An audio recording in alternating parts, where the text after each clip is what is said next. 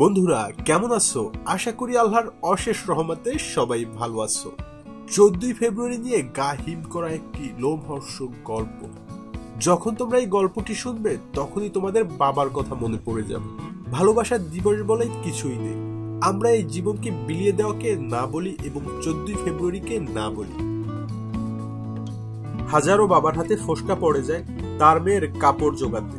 হাজারো মেয়ে কাপড় খুলবে তার ভালোবাসার প্রমাণ দিতে।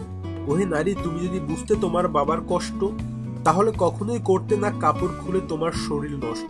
14ই ফেব্রুয়ারি ভালোবাসা দিবস, কিন্তু এই ভালোবাসা দিবস উপলক্ষে হাজারো মেয়ে ধর্ষণের শিকার হয়।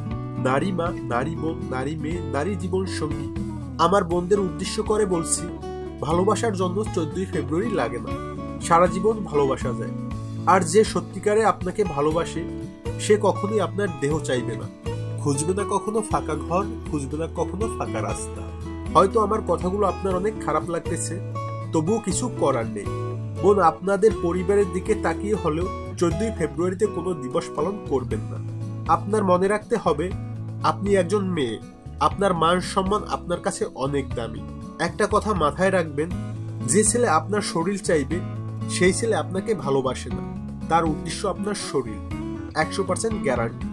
সবাই ভালো থাকবেন, সুস্থ থাকবেন, শুভকামনা রইল। খোদা হাফেজ।